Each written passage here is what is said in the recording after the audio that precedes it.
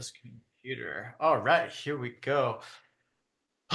Okay, let's see if this one is working. Thank you so much for being here. It's a pleasure to meet you. And obviously, um, Ariel Hmm. was able to, pass along your information.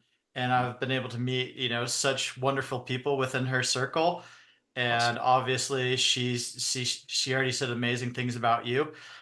So thank you for being here and with me today and spending some time and doing this. So Right on. Thank you, thank Pierce. you. Yeah. I really Thank you for appreciate the it. invite. Yeah, of course. Absolutely. I love I this is my passion. I absolutely love this. And so I don't really know much about you other than she just sent me like a little like one liner. And then of course I saw like your name and then you know like what I think like what you've started or like the company or Mhm. something along those lines, which sounds awesome. And I was like, oh, just that in itself sounds really cool. I love that name that you chose.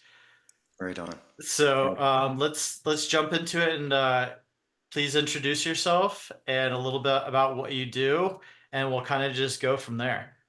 Awesome. Sounds good. Well, my name is Oscar Perez, but for most people, Oscar is fine. I find whenever I say Oscar, Mm-hmm. people can stumble over it, and it's a funny thing because it's actually a Scandinavian name, and a lot of people assume that it's a Latinate origin name, right? And when I was a little kid, I was obsessed with Star Wars. And I used to tell my mom that I wanted to change my name to Luke all of the time.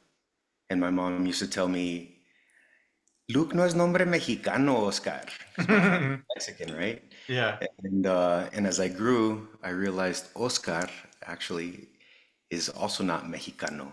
Mm. Oscar is a Viking name. And I Mm. was like, oh, that's awesome. I was Yeah. like, I'll take it. Maybe Yeah. not Jedi, but I like the that Scandinavian connotation. Hmm.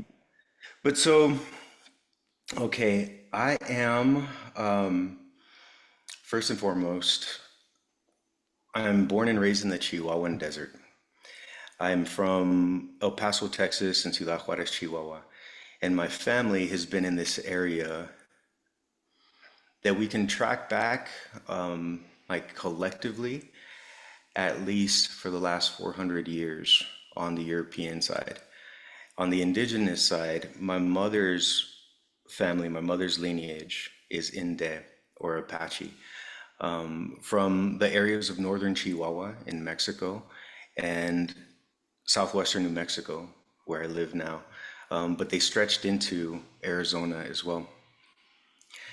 So for years, I've been using this term that I've used in my work and connecting with other people.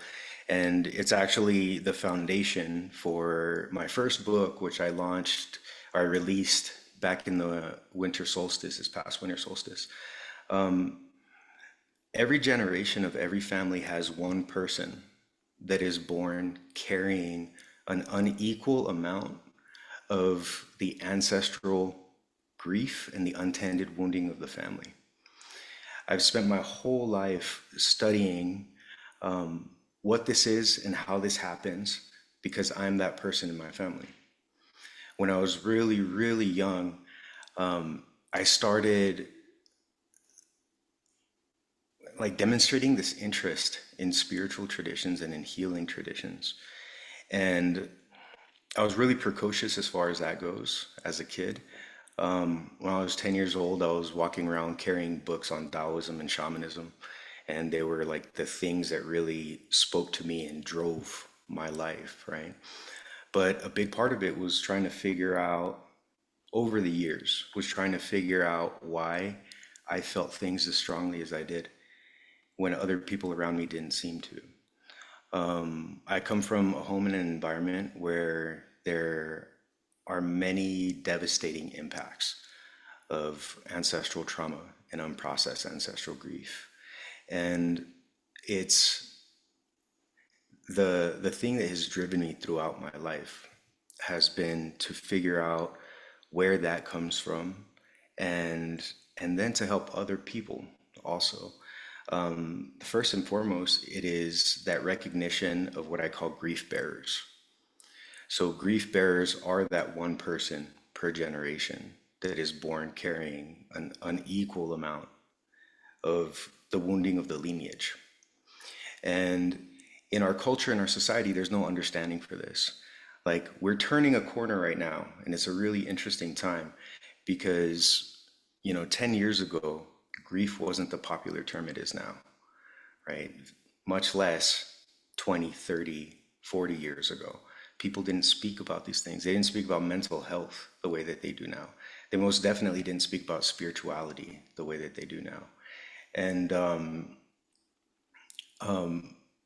my whole life and my work has been driven to connect with people that are that person in their family and in their lineage, and to give them the tools and the opportunities to be able to root their experience in intact cultures and in an intact understanding of all of our relationships. So understanding how that affects us ancestrally, and also understanding how that affects our relationship with the earth and with the cosmos and with other human beings. I spent a lot of time working with people that are that grief bearer of their family and of their generation, and realize that the majority of our healers, our potential healers in this time that we live in, this culture and society, are institutionalized.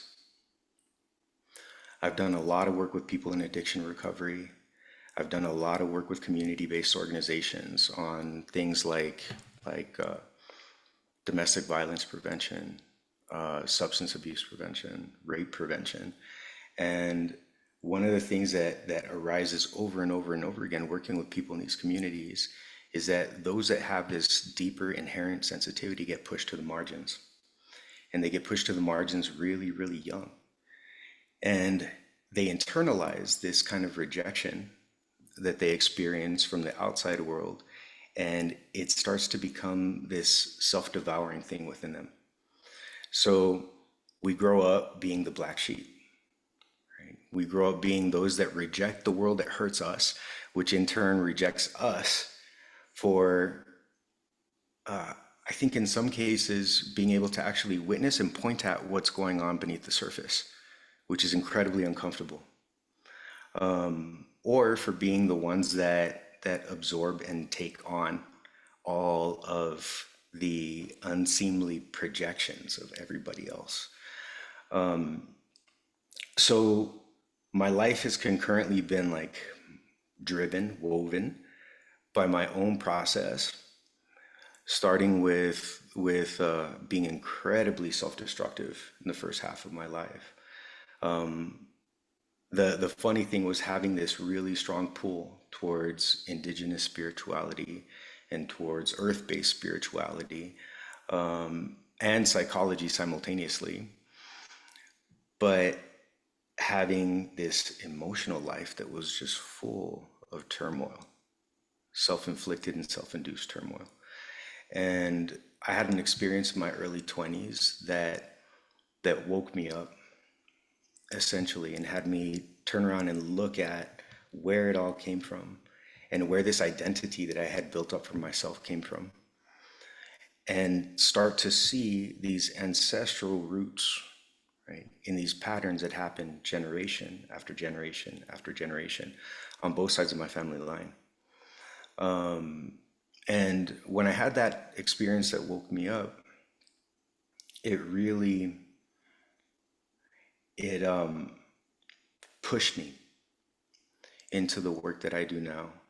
First and foremost, with figuring out what the roots were of all of this heartache, all of this rage, and all of this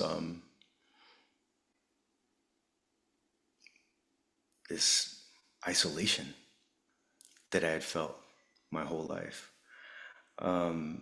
So who I am now is someone that guides others that understand that have felt that and gone through it in their own lives, and that have somehow managed to to still be around and to have some measure of success, Mm-hmm. because over the years I've worked with so many different populations of people, and like I'm saying, I think the majority, or I know the majority of potential healers in our time and place are in mental institutions, are in are incarcerated, are in various different positions or places of institutionalization because they have not had the guidance that we would have had in other times, in other places, in other cultures. So since I was a kid, this obsession with indigenous wisdom and with studying from the approaches to wholeness, to what it is to be intact, that has really driven my my fascination for the capacity to heal by reconnecting to intact ways of living, right?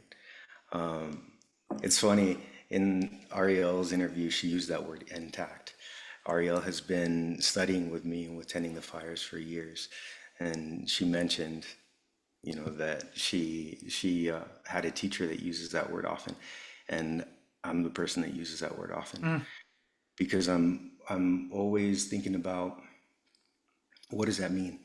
Like, what does it mean to be an intact human being and to be a whole human being? And so that's taken me various different directions. I studied Jungian transpersonal and archetypal psychology extensively. I went to school. I went through one of those experiences in my early 20s where I like literally ran everything into the ground. I wrecked my life as completely as I could have at that point in time. And then afterwards, I went back to school. So growing up with parents that are Mexican immigrants, my mom predominantly, the whole thing I'd heard my whole life was you got to go to school, you got to go to school, you got to go to school, and without having much kind of scaffolding or much guidance other than that, when I was putting the pieces of my life back together in my early 20s, that's what I did.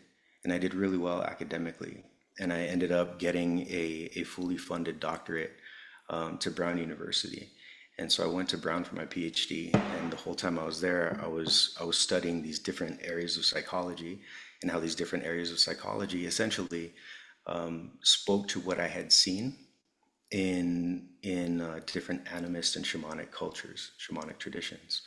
And so the work that I was doing then was creating this bridge between the healing methodologies of these intact cultures, which aren't really methodologies, it's just the way that you live. But what from our perspective would be seen as a methodology, and how it overlapped with these different areas of psychology. So I was really interested in being able to see these different aspects of healing from all these different angles. And you mentioned tending the fires. Tending the fires is this vision that I was entrusted with. It's more than an organization.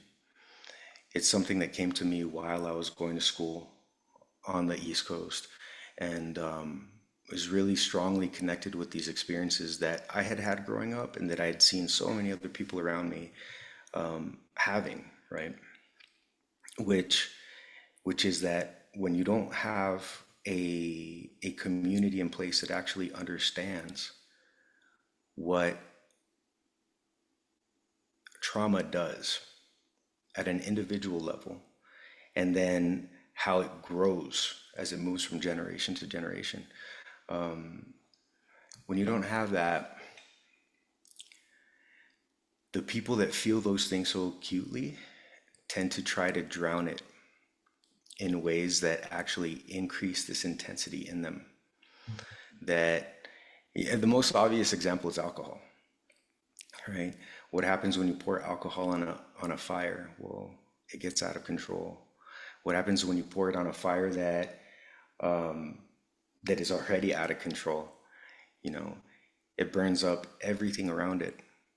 And this idea of tending the fires emerged out of a lot of the experiences I had working with people that were carrying that kind of untended fire in themselves. Mm. There's a whole lot more to that story, but yeah. So when you ask me who I am, I'm a lot of things. I'm a teacher, I think, above all, Yeah. and a guide. It's a hard question to start off with. Yeah. Obviously, it interludes to all these different things, but I know it's a good baseline to get things going. But man, I had so many questions go through my head, but one of them was, like when it's like the cyclical process of like this one generational person, that's carrying all this baggage from potentially generations. Like, how did you come to understand that? And like, does that derive from like some like philosophical perspective, or like where did you come to understand that? Well, really, the foundation of everything that I've studied, and it's what I've been steeped in the most, is the Toltec tradition. Hmm. And so I've been learning about the Tolteca understanding of consciousness and reality since I was a kid. But there were a lot of things that didn't really become perfectly clear. I mean, conceptually, right? We all absorb concepts that we think we understand, but it isn't until life gives you the direct experiences of the things that you can recognize it and really have it grow roots in you. And so I started learning about this, about the fact that every single person has a certain specific potential that they're born with.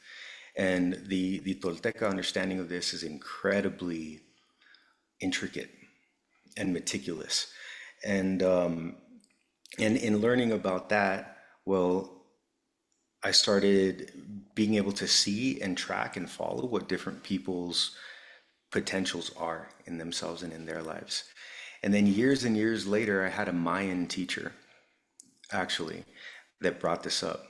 We were talking about working with people that are wrestling with addiction.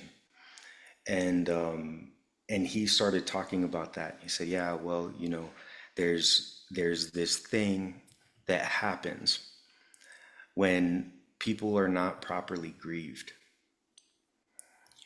When an event in a person's life isn't properly grieved. And what happens is that untended grief is like an energetic, it's almost like a consciousness Hmm. that lingers around the family, Yeah, hovers around the family. I feel that.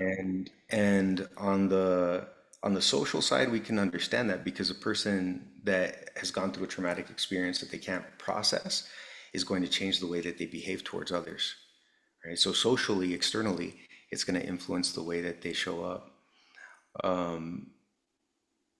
but also internally and spiritually, energetically, there is this essentially a ruptured part of the person that stays stuck in the trauma and keeps reliving and re-experiencing that trauma, even though the person is going about their day and their life, right? In many cases, not even aware of this fragmentation, but that fragmentation just kind of eats away at the person and eats away at the person and eats away at the person and starts to diminish their vitality, and it also starts to diminish their quality of relationships.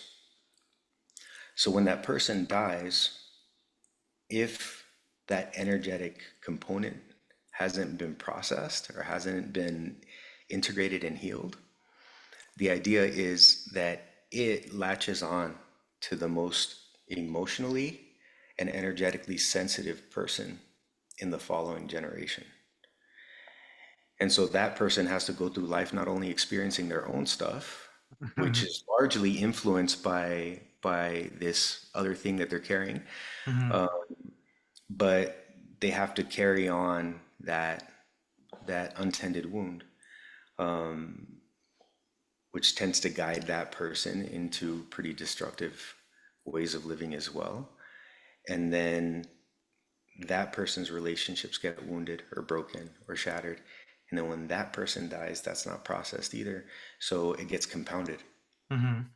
right? So by the time it's down to the third generation, it's something that that person in the third generation can't really decipher. They can't really figure out where it comes from. So many of the people that I've worked with throughout the years talk about experiencing one or more than one emotion that feels so big, that feels so intense that they can't really wrap their head around it being just theirs. They can't wrap their head around it being just associated to their life experience. Hmm. And people will talk about carrying this rage that is so much bigger than them, and they're like, nothing happened to me that I could think of in my childhood, right? Or like, I can't think of the like specific events that led to my carrying this, or sadness or sorrow in that sense. And well, in the society that we live in that doesn't have the scope or the sight of understanding these things at multiple generational levels, we end up having this general social response like, well, no, you shouldn't have anything to, like, you've got no reason to be sad. Mm. You've got no reason to be angry, right? Yep. Yeah. You've had this privileged life. You've had this life that, and then people will get into the suffering Olympics and say, oh, well, what you've been through is nothing like what I've been through. And so they tend to relativize things and shut each other down. And that person that is carrying that sensitivity and that is carrying, for lack of a better term, the ghosts of the untended wounds of those before them, is isolated more and more. Feels like they have to take it on alone more and more. And and so yeah, this teacher of mine brought it up, and he was the one that taught me about it. And he said, yeah, well, you're gonna see this over and over again. Now you're gonna see this over and over again, particularly because you can recognize it in yourself. Mm.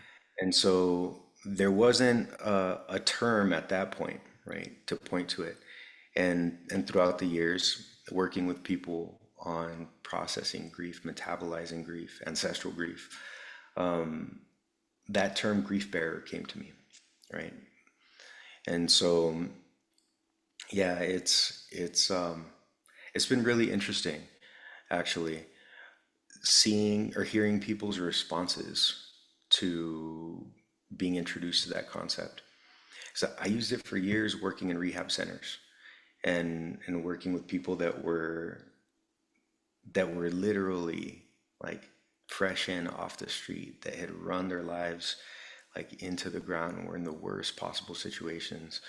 And hearing hundreds and hundreds of people's stories about what got them to that place Hmm. and about what the environments were like around them that led them to that place. And it's a thing. It's totally a thing, and it's I believe that, we circle around to have these conversations as a reflection of ourselves, and it's funny because I see so much of you in myself just from everything that you're saying, and helping others, sort through these things, because I feel like a lot of what you're talking about has also been like an interwoven thread throughout my entire life. And like I feel like I'm also that person generationally taking on so much. Like sometimes I feel like I'm at the apex, like I'm responsible for changing all the histories of not only my past lives, but also like all the men, throughout like everything, and it's all on my shoulders to be responsible. Like I'm in this moment, like right now, to take on everything so that every single day I crash and burn, but like I rise up from it, like from that fire, to come back anew every single day so that I can prove to myself and all the men, that are watching over me and everything that I do every single day, so that I can, circle back around, and live and thrive and be responsible for so many other people and be successful. So it's like a lot of people don't really understand when I say that to certain people, because it's like every day the levels and the extremes of my emotion are like so above and beyond what I even understand, because I know they're not all coming from myself.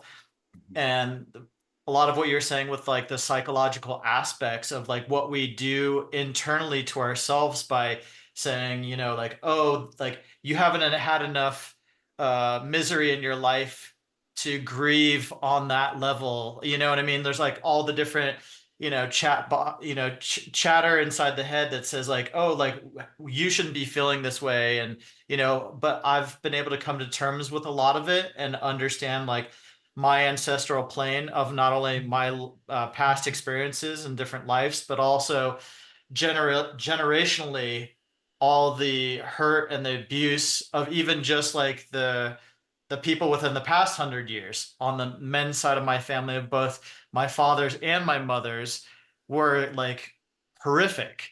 You know what I Mhm. mean? Like just like even one generation, I can talk about A and B, and they're completely nuts. And then you go back like one more, and both sides is like so insane. You know what I mean? So it's like I feel in certain ways that like I'm taking on that responsibility. And then I can also relate so immensely when you're saying it. I felt all kinds of stirring stuff in my gut when you're saying it, of just being like that person this time around, to being responsible or feeling that responsibility for all of it. Because like my rage factor, it scares me and it scares everybody else around me, because like I can't even talk about it. Like it's hard for me to talk about it, talk to like my wife about it, or even like my daughter, or like other people around me, because like when I start to like even talk about it and they start looking in my eyes of like what I'm talking about, it's terrifying. And it's like the level of the flame just gets bigger and bigger, even like if I tap into it, and it scares me to a certain point too. I've been able to like harness it and redirect it, and kind of use that alchemy, if you will, to redirect that energy so that it's been able to bring me a lot of prosperity in my life. And I've learned how to use that as a tool. But at the same time, there comes points where I'm still constantly figuring out how to not only internalize it, but then also express it, but then I'll work it out all at the same time. And I always feel like I'm failing. It never feels like I'm even like I'm just like fanning it a little bit to keep it like where it should be so that I'm able to control it, but it Mhm. never feels like I'm completely solving or healing it, Yeah, and that's a tough conclusion to come to every single day, right. and I wish there was more mentors on my side that I could relate to like express those things, so that Hmm. there was a level of understanding. Because a lot of times in this society where I live, having those types of conversations, they're not they're not dealt with well. You know what I mean? Like you were saying, like when you start expressing those things, it's a lot of people are trying to say like, oh, you shouldn't be feeling that level of what's actually going on. And sometimes I'm like, I'm not even there yet. You know what I mean? Like I'm just like Like a this is little my bit of mid. icing on the cake, you know what I mean, kind of thing, for what I'm telling you right now, and yeah, it's interesting. Well, it's super fascinating to me that you said all those things, and then for me to feel that weight, and then obviously for me to be able to verbalize it to you too, because I don't feel like there's many people out there that I can even say this to, and Hmm. you understand, a little bit of what's going on, and even in the life that I've had now. I feel like I've gone through, pretty extreme traumatic experiences where I just constantly continue to internalize things and feel like I should deal with them, but I feel like there's not really many places that I can go or people that I can talk to express those extremes of things, because they're embarrassing, Hmm. they're like traumatic on levels that people are just like, they don't even know how to respond to it, especially in this. like where I live, the levels of things that people think that shouldn't be going on in this society are, but they're just so hidden away, behind closed doors or like in the shadow realm of things. When it's like, the more people I meet like yourself, the more I realize like it's not even so much in third world countries, the same things are going on here. Like Absolutely. at my neighbor's house. My neighbor's Absolutely. dealing with not only with like the same thing that I'm dealing with, but also things that you see on TV that are like, oh, they're way over there. And it's like, no, they're right here. They're in my backyard. You know what I mean? It's just like you don't want to wake up to those things because a lot of times what happens, it's like unless you're one of those people that can recognize them, like you're saying, like Mhm. you don't see it.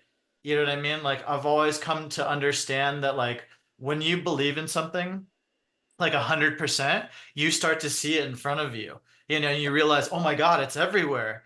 But until like you get to that percent, a lot of people don't even see it in front of their own. It's like right here, Yeah. and that's the harsh thing about being here is knowing that there's a lot of people that don't want to see it, Right. and for in my life it's always been like kind of a blessing and a curse, and I think that at my point in life now it's much more of a blessing, Hmm. but I feel like I was coming to recognition with a lot of these things when I was like 7 6 7 years old and starting to understand these things, and they're horrific to me because like I started, coming to terms with a lot of this stuff very early, and knowing these things, and then also realizing that if I expressed it to certain people, then they would be like, "Oh, you need to go to a counselor, or you Right. need to, you know what I mean, or you need to go seek help, or in those ways that like, then you're being pulled out of school and you're not doing the things that you're wanting to do because now you need to go seek professional help, and that's also been my life.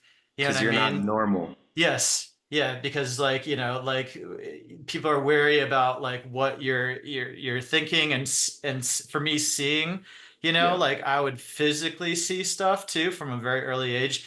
And that was also one of those things too. I'd always have to like hide it away, put it in my pocket kind of thing, because it's like how do you tell people like what you saw that day? You know what I mean? It's not an easy thing to deal with, especially as a kid that early on to understand like, how do I talk about that? And I still feel like even to this day, I'm still processing those child energies that I had because I Hmm. just did it. Like I just put it away so many times. For You know what I sure. mean? Like I just pocketed it away, like every experience or everything that I had that could have been beautiful and amazing with the Hmm. right like mentorship, but instead it was the abstract of that because it was like, something that was not good and you needed to put it away or hide it. You know what I mean? So it's been a challenge, in my life to have that kind of stuff, but also realize the more that I have these types of conversations, there's a lot of people out there. And I think that's the beauty of it too. It's like it wasn't just me, it's like it could have been my neighbor, but I wasn't able to express it. And there Right. wasn't like people around me to that mentor or like that had the guidance or that shaman that I could go to and say these things. And he'd be like, oh yeah, and Susie, your next door neighbor, she had this yesterday too. And you're like, really? Oh my God, that's so beautiful, but like we didn't have that. And that's why like society can be detrimental in a lot of those Yeah. facets, So I think as we're opening up as a society and realizing more of that, I think there's so much more healing that's going to Hmm. come from all these types of conversations and then just allowing people to open up about all kinds of stuff, you Right. know? And I now that I know it's more of a blessing, but it's taken me this long, Yeah. I'm still processing all that baggage Hmm. from not only my life now, but all the prior lives and the history. Hmm. And so that being the case, I've also met few other men that are dealing with what I'm dealing with now. How Hmm. do you go about like releasing that baggage and making sure that your energy is healed so that the next generation, my energy doesn't participate and then latch on to like the next person that's generally generationally like me. Yeah. I know that was a lot. No, that's awesome, man. Thank you. Yeah. It's great to hear more about you and have more context too about you. I think it's so you said a couple of things that I wanted to touch on. You, let me just go at it this way. When I was 10 years old, I decided that there were no men in my life. Hmm. And I remember the exact experience that happened when I was that age where it just clicked for me. And I thought, if I'm ever going to learn what it means to be a good man, I have to do this alone. Same here. It's so funny. I started seeking out like a father when I was Hmm. like right around 10 years old because I knew that like my dad was not the guy Yeah. to reflect on how I wanted to be as a father. So that was really difficult. And then a lot of the people that I looked towards were not that people. Wasn't that Absolutely. guy either, you know? Absolutely. So like that was also a big learning experience. Yeah. Yeah. So as a kid, I started seeing older people around me as children of advanced age. Hmm. Like the world is populated with boys of advanced age and girls of advanced age. Yeah. And this was also a big part of what pulled me towards learning more of or about indigenous approaches towards spirituality, healing, community, and over the years that it took me into ritual initiation and through ritual initiation experiences and this deep understanding of how necessary those experiences are because the the thing is you cannot do it alone. None of us can do it alone, right? It's impossible for us to try to carry generations upon generations of stuff on our back and to think that we can be the ones that transform and transmute it all alone. It can't be done. It will crush a person that tries to. And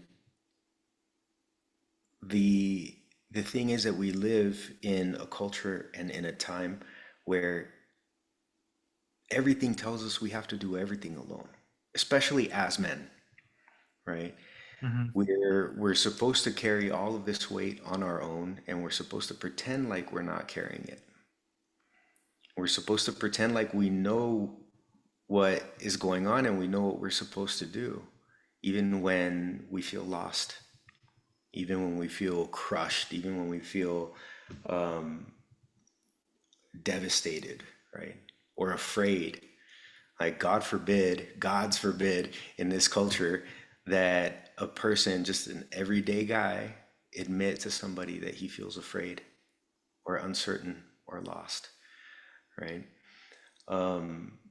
But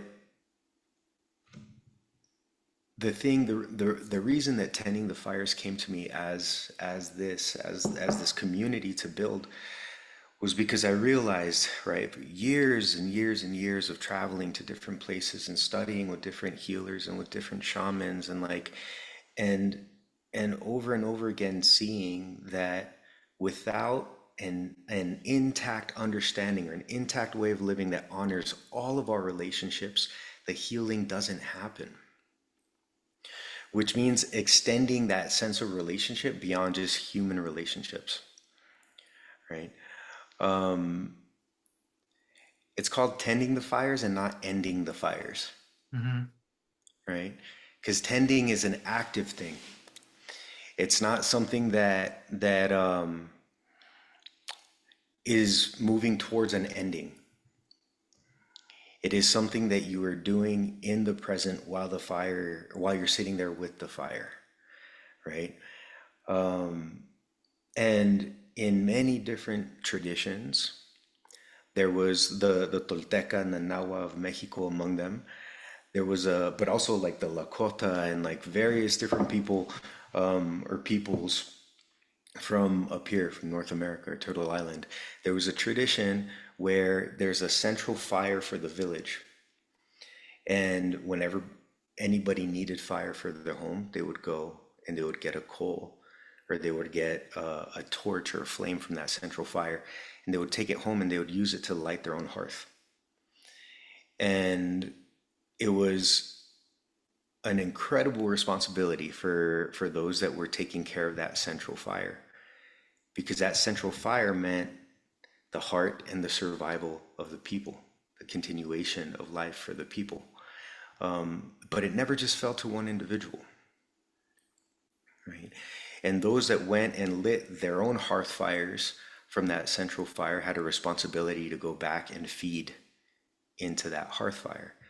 So the healing was always, or the responsibility, to put it that way, was always a collective one. Part of what crushes us in this time and place that we live in now is that we've never experienced that kind of community. We gravitate towards whatever communities we gravitate towards when we're younger.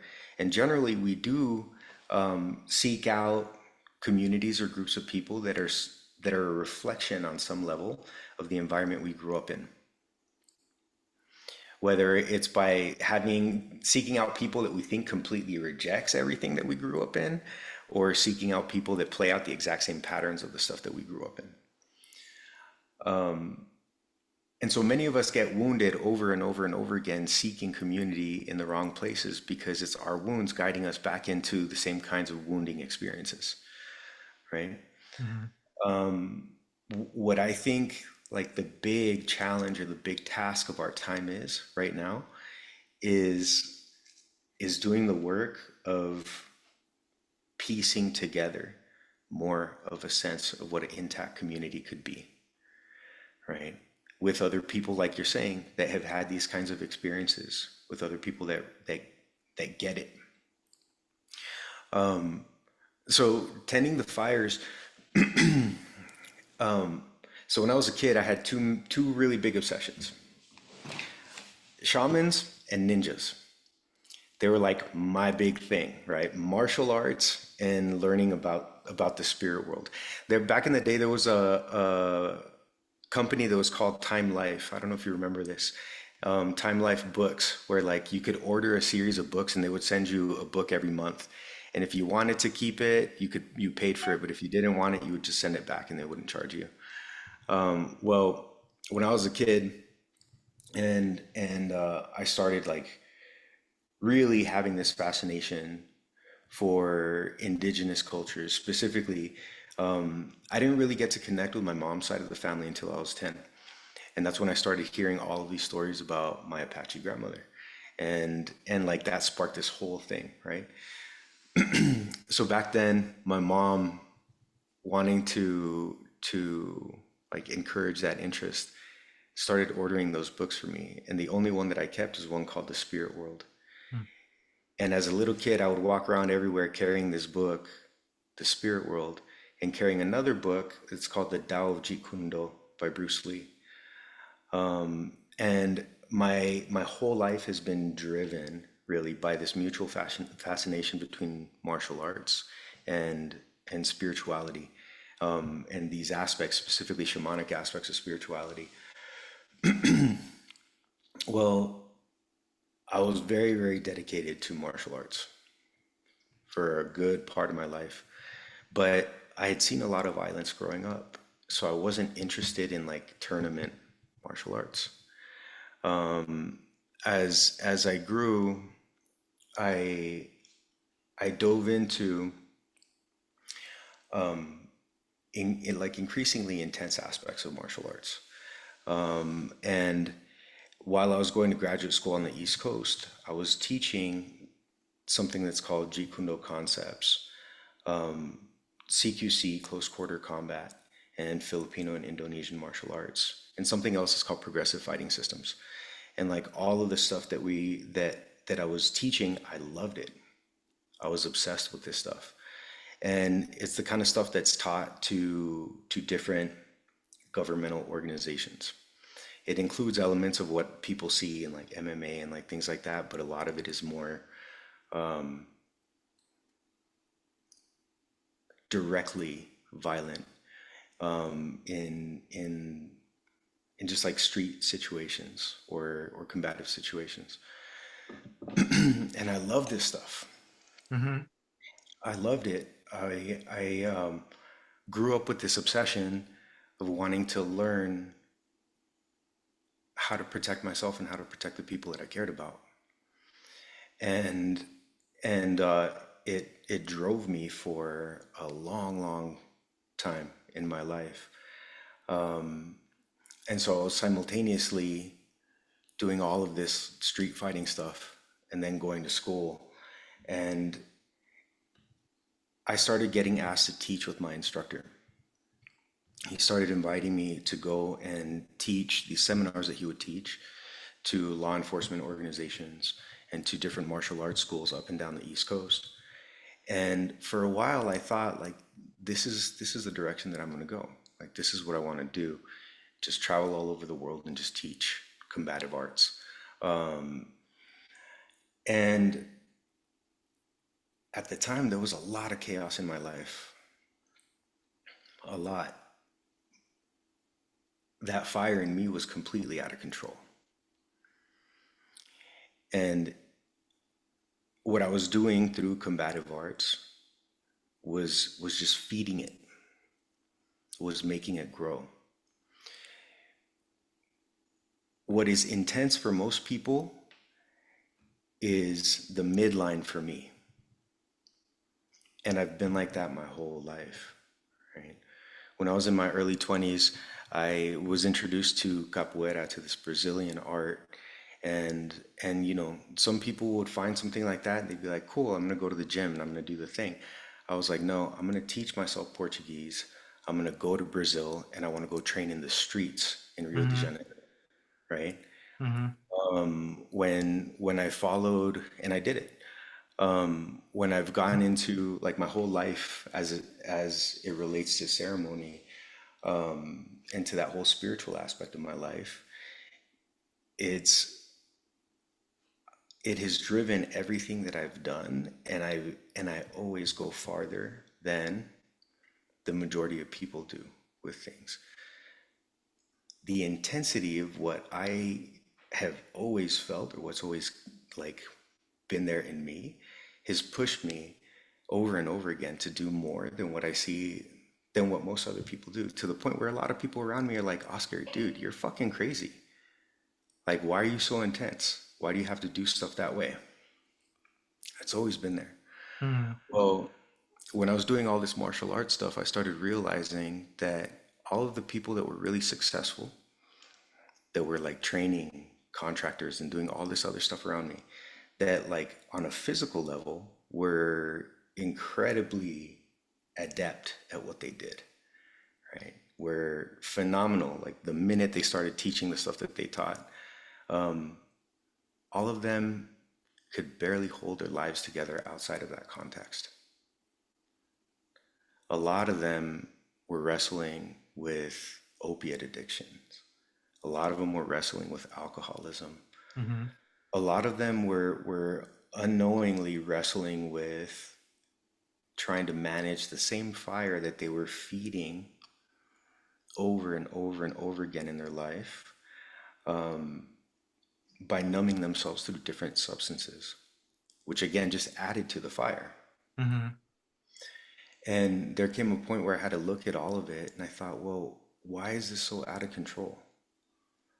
Like I had experiences with people that I deeply respected, and I still do, but experiences of seeing them just just like lose control of that fire that they had in them for a split second, and then seeing just the wreckage all around them, right? Yep.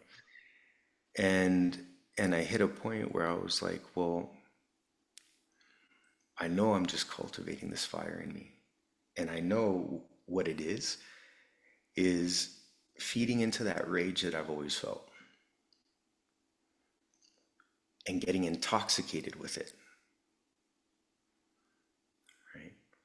Because it's seductive. And I think that's one of the things that a lot of people don't understand when we're talking about the level of emotion that you and I are talking about right now. You know, you tell me you start tapping into it and people feel it. It's an entity. You feel it enter the room. You can Hmm. feel it filling up the room. You can see how people's bodies respond to it, right? Well, it's a seductive thing too. It's a seductive thing. And the more I saw that, the more I realized like this is because there's nothing to ground it. This all of these people around me have this level of intensity that makes them phenomenal at one aspect of their lives. All of them are here because they were scared to death when they were children. All of them are here because they were made victims in their lives when they had no control physically over the environment that they were in, right? Hmm. I was there for the exact same reason. Yep. This Same this here.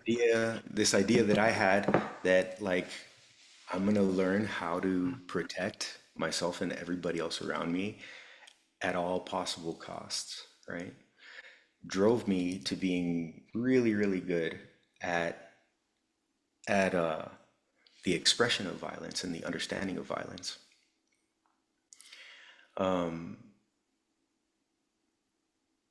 which ultimately led me to realize that like that's not who I want to be in the world. That's not how I want to be in the world. And and at that point, that was in my late 20s. I'm 44 now, by the way. But that was in my late 20s. And like right around that point, I started looking at like more intently and more seriously at all right, well, where does all of that come from? And what do we do to transform it? And or what can I do to transform it? I mean, so much has happened since then, since I diverted from that path, that that just really reinforced the need for this, for like a community and a container where people can bring that kind of energy and that energy can be transformed or transmuted. That iteration of it, right? Hmm. Because the stuff that we carry and that moves through us, it's a river, right? It's not going to stop. It's not going to stop. We're never going to get to the point where we can say, okay, I'm done, right? I'm done with my stuff. Hopefully, before we die, we can finish, or we can do as much as possible of healing our own stuff, but we're not going to be able to finish healing everything that comes from behind us. Hmm. What we can do is, in the process of our own healing, teach those that we love how to do it themselves, how to tend the fire themselves. And I think especially having people that are of our generation or around our generation that are learning these kinds of things and that are parents for young children, like if people understand that like every generation there's this one person, well then their response towards their kid that is that kid is not going to be the same as what it was generations back. Hmm. And they can start to teach that young person how to recognize what's going on, how to recognize what they feel, and also learn how to guide them into communities that can help them transform or transmute that energy. In my experience, the only thing that can really transmute that energy is community-based ritual with the specific intention of transforming that energy, that the I mean really rage is the most intimate mask of fear, and fear is the most intimate mask of sorrow. And so when people can learn to recognize those kinds of things, they can say, okay, like why am I so pissed off? Why am Hmm. I so enraged? Right? Well, to a sensitive person, how can you live in this world and not be? I ask myself that all the time, for sure. I think Right. I think sometimes too, if I can chime in really quick, and I love the aspect of like more of like the communal aspect of things because one of the ways that's been really healing for me is being able to verbalize how I feel in a moment so that other people can take recognition that like I'm furious, but I still love you. But I'm Yeah. really angry right now. Like, and I'm losing my shit, but I still love you. You know what I mean? And let me be crazy, but I'm not gonna harm you, and I love you, but I'm okay, but I'm also crazy right now. You know what I mean? So there's like learning how to do that because I could see just from those moments where like even my own father, like who would have those types of moments if he was able to communicate those things across the board, like I Mhm. would have had so much more respect and understanding certain aspects of his life. But I think that for so many people, it's like they want to run away from that. When the second that fear comes into place, and like they see it, like we're taught to run, Mhm. even if we love that person, or call for help, or call the police because like he needs to be put Absolutely. away for a little while. And it's like, no, he doesn't. He needs to be there. He needs to be loved. He needs to be hugged. He needs to be supported. Maybe not touched or whatever, but people just stand true to who he is and like create that sacred space to just show appreciation that like we're all going through that shit, Mhm. and like having that communal basis, I think is so important, Mhm. to hold that space for each person uniquely in those moments is so important that we're able to teach that and realize that we all have pain, we all have suffering. It's just to different degrees for each of us. You know what I mean? And I've tried to do that more so with my daughter, where I'm able to cry in front of her, which was something so taboo, in my family, or things like that, where you're like, I'm feeling, or to sit there and be like, I feel really upset. You know what I mean? And like, oh, Dad, why do you feel upset? And then talk, like, talk, Mhm. like, let it out. And then usually by the time like you've said some things, you're like, oh, I feel a little bit better. You know what I mean? But like, it's just so much of what we're taught is to just do this and then just put it away, that it literally drives us insane to Sure. continuously do that. And Absolutely. it eventually gets to the point where we don't know what to do with it. And that's when we get put in an insane asylum. And like, I've felt that level of craziness where I'm like, I should just be put away. Like, Mhm. like I cannot handle this and I have no idea how to get it out and who to talk to and what have you. So like I sympathize so hard for those people that go through that because I'm like, oh, I see me and you, like dealing with that. And like I could be there if I really wanted to, but it's like it's getting it out in the ways that you can. Mhm. And it's so funny when you were talking about like the whole martial arts thing too, like my entire life. And I still to this day, I still do a bunch of martial arts, but it was so Mhm. funny because I traveled to Thailand to learn kickboxing because it was like one of Awesome. my one of my like, things that I saw that I was like, it has so much history, but it wasn't all just about like the beating the shit out of things. There's so much religious um Mhm. aspects to the fighting as well, and the appreciation for your opponent, and so much more than that. But it was funny because I was actually able to meet the world champion at that time, and then the world champion was also training. The previous champion was training that champion at the time, so I got to meet both of them, and they were training in the gym that I went to, which was just like a little hole in the wall in the middle of Thailand. And the Yeah. only reason that I was able to train there, because all the other gyms that I went to, within like a week or two, you had to have your first fight. So Okay. like with the second you go, that you sign up and you give them money, and then they're like, okay, you're training with us, you have to represent us. So therefore, like in 2 weeks, you have your first fight. And I'm like, no, I'm not doing that. I don't feel like getting my kneecap broken in half, and then the rest of my life I'm like limping around. I'm like, Right. I just want to learn. Like I want to learn the techniques and different aspects of it.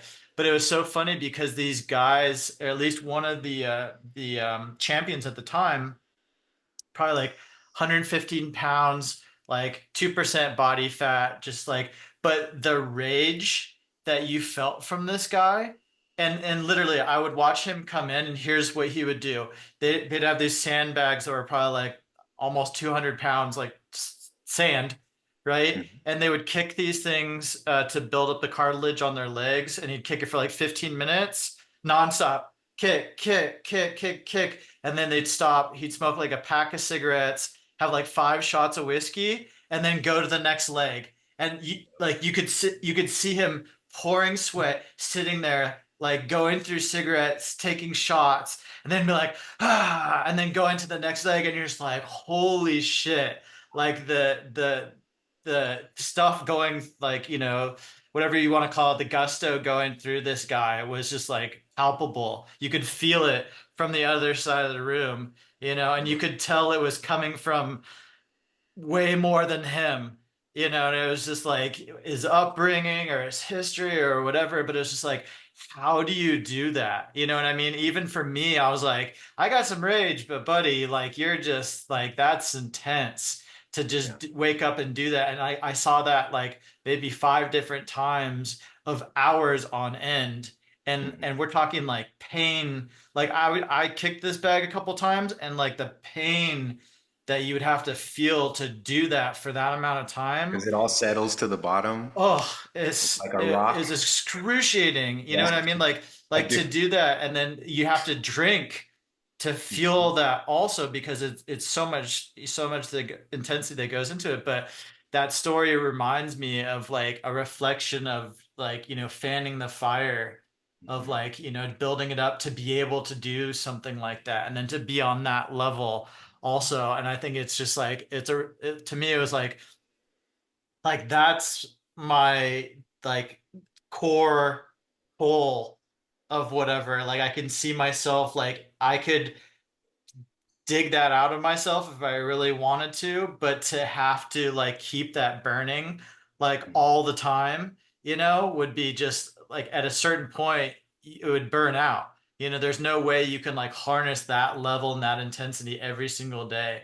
And that's why I see so many people on that level also that try and maintain that, and they also just burn out, or they commit suicide, or so many different things, because you cannot maintain that. And I've tried to maintain it just for like a couple days, and it's Mhm. just it burns your whole system, like your nervous system. So many different things just like start frying, you For know sure. frying out. But that was my little story for It's no, and that's an yeah. awesome story. Yeah. Um, was one of them Buaka? I don't remember.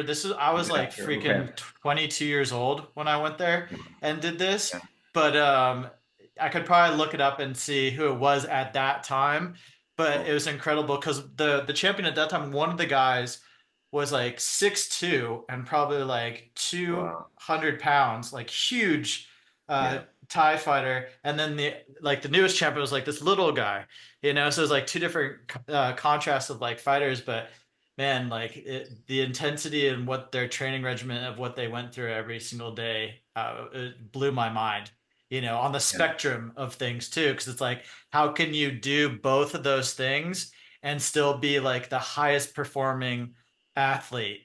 You know what I mean? Because like we always see like athletes like, oh, I eat super clean and super well, da da da da. It's like, no, these guys were like, they're fueling that fire with yeah, every ounce of whatever you could pump in there to make it like keep it going, you know? yeah.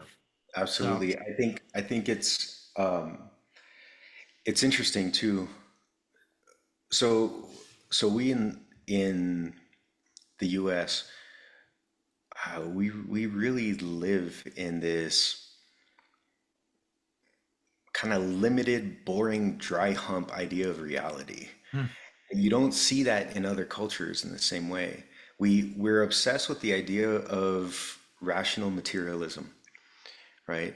So we start from this idea that everything is matter, matter is like the supremacy of everything, and that the human consciousness, the human rational capacity, is what is essentially the most important or most dominant aspect of reality. But you don't see this in other cultures in that way. So it's interesting, talking about what actually impacts people or what pushes people to do things that they do. In cultures like different places of Southeast Asia, right, with things like Muy Boran, right, or like Bokator in Laos and Silat in Indonesia, Malaysia, and the Philippines.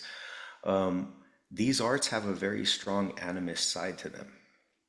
They have a very strong spiritual side to them, and they're like capoeira in Brazil, right?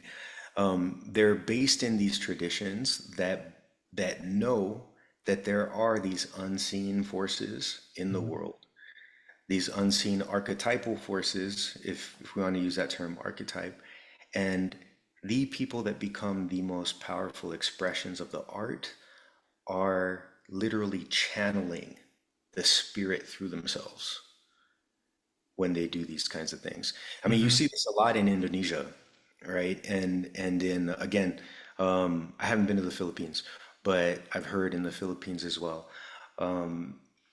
There's martial arts and dance have always been really intimately connected, really intimately connected.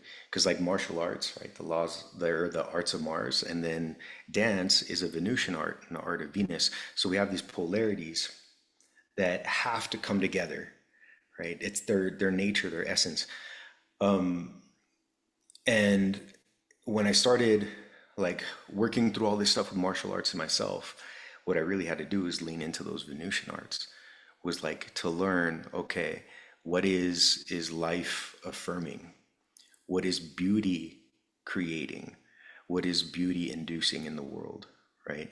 There's this old Irish saying, never trust a man, never give a sword to a man that can't dance. Mhm. Right? Do not give someone the capacity for destruction that doesn't have the equal capacity for understanding the preciousness of life, right? But going back to what I'm saying in these different traditions or these different cultures, these dances that are associated with the arts are very much trance related and trance inducing. And so the idea is that people that are practicing these arts as a devotional pathway are are seeking that communion with something that is larger than themselves through expression, whether it be dance form or whether it be combative. Mhm. And so, I mean, being in Thailand, the Y crew and like the different aspects of Thai boxing that are incredibly ritualistic Oh and are yeah. all about setting the space, Mhm. right? And that's one of the things that like modern American culture doesn't get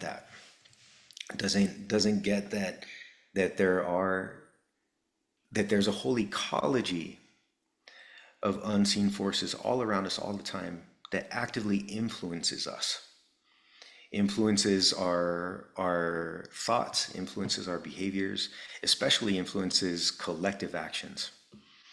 And um, and it's a big thing because going back to talking about healing these energies that we carry, I think those people, those grief bearers that I'm talking about, that feel such a big intensity of emotion and carry so much in and of themselves, I think they're natural born seers as well. Mhm. you know Again, working with hundreds of people that fit the bill, like that comes up over and over and over again, is the ability to perceive things, to see things that others don't, or others can't, or others won't. And not having anywhere to put that other than this little box that says something is wrong with you or you're fucking crazy, right? Which then wraps that little box with a whole lot of fear, Mhm. right? And people want to silence that awareness, or they want to shut that awareness down. Or, like you're saying, simply trying to carry it your whole life until it seems like there's conditions that will allow you to say, no, you know what? You're not crazy. That's actually not only natural, that's an incredibly human way of understanding reality. That's an incredibly human way of understanding existence. and consciousness. Ancestrally, cultures across the board, it doesn't matter where your ancestors came from, up until about, in some places, 300 years ago, actively still engaged with the unseen world on a regular basis. And it was not only normal, there was no question as to the reality of the unseen or the spiritual forces that influence the world and that influence all of us, right? Yep. In our culture and time, with that being taken away, people are not even aware of the kinds of things that they're engaging with or interacting with. So, I was talking about working with people in addiction and like seeing in these people that I was training with and teaching with, seeing this intensity, and then seeing the alcohol part, right? Where they were either they're trying to drown certain things and they were trying to fuel others, right? Hmm. When I stepped away from that and started like really dedicating myself to the training that I had with my different teachers, one of the things that came up was this awareness that everything has a consciousness to it, including whatever it is that people are putting into their bodies, trying to alleviate what they're feeling or what they're going through. Like there's a reason that we call alcohol spirits. You go to a grocery store or whatever, and you'll see like beer, wine, spirits, right? There's a reason that it's called spirits. And it comes from this ancestral understanding that the distillation of a plant carries with it the consciousness of the plant. Now, not everybody's going to get along with you. Not everybody got along well with your ancestors. Yep. So I don't know if you ever knew somebody that just did not get along well with tequila Hmm. or didn't get along well with vodka or gin or whatever Yep. it may be. And like they'd be fine with anything else, but the minute they touch that one thing, like things got crazy, right? Or that person got crazy. Yeah. And either, you know, in all the different ways that that can happen. Well, in the Toltec tradition, the Tolteca tradition, there's a deep understanding of that and what that is. And essentially it's that you're putting things into your body that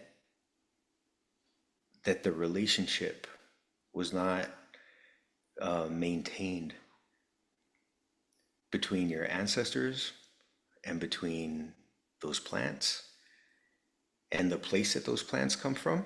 Hmm. And since that relationship wasn't maintained or that relationship was outright broken, Hmm. whenever you put the essence of that into your body, it attacks you and it makes you attack yourself. It activates the wounds in you, and those wounds are the ones that take over you, right? Hmm. So working with people in that capacity, right? Hearing and having like plenty of my own stories from when I was younger, like waking up and then having someone call and be like, "Do you know what you did last night?"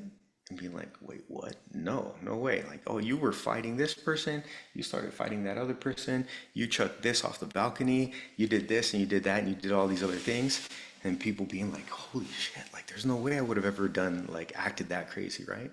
Yeah. Well, well, from the Toltec perspective, the idea is you open your door to this consciousness that reaches into you and pulls out the wounds, pulls out the demons, right? Those parts of you that have been shoved down and shoved back and repressed so long that they've essentially developed a consciousness too. And then they step into center stage and they use your body like a vehicle. And then you wake up the next day hearing about it, and there's no way that you would have ever consciously done any of those things, Hmm. but you open the door by not understanding the relationship to the thing you're putting in your body. So you're saying I need to go drink like a half bottle of whiskey and then try and figure out why it is I act the way I do on only that substance? Because it's so strange that like and I think it's so awesome too that you're explaining it like this, and it like really I could just feel like a little channel like open up in my brain when you were saying this, because Hmm. I was like, first of all, I've never heard it explained like that. which I think is beautiful, and I think it could help so many people just on the over level understanding of that. Because for me, I've always wondered that myself too. I'm like, why is it that I can drink a whole bottle of vodka and be like, okay, but and I can do like tequila and I can do this, but the second I have this, like something switches and goes wrong, and I don't remember the next day, but people tell me, like this, that, and the other, and it's so crazy to hear it like that because it's like it makes perfect sense Hmm. too, and I love the spiritual aspect of it as well, like the coinciding of the relationship of the two. And I Yeah. think one of the things that's always been hard for me as well is like for with drinking at least, I've tried to like drink myself to death. But the reason why I don't think I've been able to, and I've gotten pretty close, is the fact that I can go so far, but there's still a part of myself that's so like conscious, Hmm. that's still like I can feel my body like letting go, but there's still a part of me that's like so focused and so clear. And I've done Hmm. this with like so many drugs too, trying to find that state of like complete like ridiculousness or whatever you want to call it, getting to the point where like I hear people talk about, like, man, I was so gone, like I was seeing dragons flying around me and all this stuff. And I'm like, I want to be there. You know what I mean? I'm like, how many drugs do I need to take before I'm at that point? You know what I mean? And I've always felt like that either I have like a strong constitution or like metabolism or like or whatever, but it's like I never can feel like I can get to that point of just like full release of like passing out or blacking out or whatever that feeling is. And I also feel like that's kept me away from going to that point too and straying away from alcohol because I just never found that, you Yeah. know, but at the same time I see that, and especially with other men friends, like Mhm. drinking that, I'm like, whoa, you are a different person. Yeah. Like when you're on the, you're like something else is coming out of you, Yeah. that maybe needs to come out because like in a weird way, I sometimes feel like those things, like they're more of who they are in certain ways and also being happier. Like, like there's always this repression of like true happiness. You know what I Right. mean? Because like I can't drink a half bottle of whatever and get like strip down naked and run up and down my block. You know what I mean? And scream and be, you know what I mean? Like I will get put away very quickly, but I Right. want to do that sometimes. You know what I mean? And I feel like deep down, that's also part of who I am. And that's why I love also going to like certain festivals and stuff like that where like well, a lot of people are trying to do that, so like when you walk up to certain people and you're like full tilt like crazy, Yeah. like you're almost embracing other people that are wanting to completely let go, but they can Right. only find that sacred space to do that, and they're fully being like invested in letting go and being happy. And I think more men, men and women I should say, need that, to just be fully like divulge it of like whatever it is they're living their life path on and just let go and be crazy, because sometimes like you can see in their eyes like they're being genuinely like fulfilled and happy, and I think that's so important too. It's like you need to let go of the paradigm that you think you're stuck in sometimes and realize that you can do anything you want to do within reason, but you need to find that place you can like do that. It's important. If you're always like repressing that flame within yourself and you're like constantly doing that and you can't just open up to do whatever it is you're wanting to do, like you're almost like pouring so much water on the coals that eventually they'll go out. You know what I Yeah. mean? Like you have to tend the fire enough to where it's like lit, but if you're constantly dripping that, there's a drip of water on there like every day, Mhm. coming from like the tent or whatever, or like it's gonna put it out. You know what I For mean? sure. I think it's necessary that you let it, like For fully sure. flame out to do what you need to do, whether it's the martial arts or like what have you. But Hmm. I think that's so necessary for people, and also psychedelics, that people can get outside of themselves to be able to realize that there's so much of the world like we're talking about. Because honestly, like, to me, like, this one plate of the world can get really boring, and Yeah. it can get easy, and you realize, like, oh, all I have to do is like da da da da, and then I get what I want, and then it's like, oh, that it's that, and then people realize, like, oh, if that's all that life is, I don't want to live that. That's just way too simple, or it's too boring, or there's just not enough. And you Right. real like when you start opening up to those different channels, you realize it's endless. It's endless plates that go on for eternity. And then you're like, oh, wait, life is way more amazing than that. But sometimes when you're stuck on this one and you think it's so simple and you just need to get the money and the family and the house and then life's over, like, that sucks, It does. like, it can It be, does. I mean, actually, I should say, for some people that's great, you know what I mean? But for people that are wanting to live more than that, Hmm. it's not even a fraction of life. And you see that with so many people.